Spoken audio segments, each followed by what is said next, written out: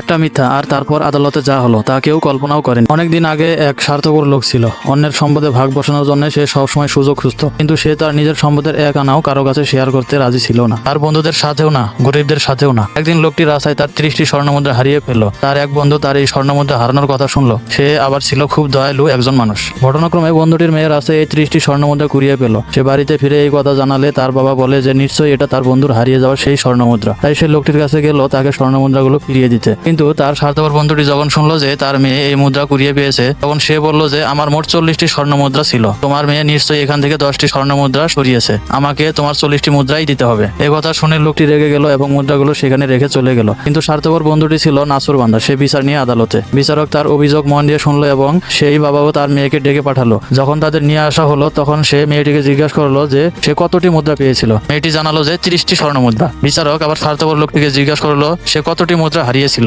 লোকটি জানালো যে মোট 40টি স্বর্ণমুদ্রা। বিচারক এবার লোকটিকে জানালো যে মেয়েটি যে মুদ্রা কুড়িয়ে পেয়েছে সেগুলো তার নয়, কারণ মেয়েটি পেয়েছে 30টি মুদ্রা, কিন্তু সে হারিয়েছে 40টি মুদ্রা। সে মেয়েটিকে এই মুদ্রাগুলো তার সাথে নিয়ে চলে যেতে বললো এবং জানালো যে যদি কেউ জানায় যে 30টি মুদ্রা হারিয়েছে তবে তাকে আবার ডেকে পাঠাবে। বিচারক লোকটিকেও বললো যে যদি কেউ খবর দেয় যে সে 40টি স্বর্ণমুদ্রা হারিয়েছে তবে তাকে ডেকে পাঠানো হবে। তখন সাথে সাথে স্বার্থপর লোকটি স্বীকার করলো যে সে মিথ্যা বলেছিল এবং আসলে সে 30টি স্বর্ণমুদ্রাই হারিয়েছে, তাই তাকে সেগুলো ফিরিয়ে দেওয়া হোক। কিন্তু বিচারক তার কোনো কথাই শুনলো না। এই গল্প থেকে আমরা শিখলাম লোভ মানুষকে অন্ধ করে দেয়। ভিডিওটি ভালো লাগলে লাইক দিন, শেয়ার করুন আর এমন শিক্ষামূলক গল্পের জন্য সাবস্ক্রাইব করুন।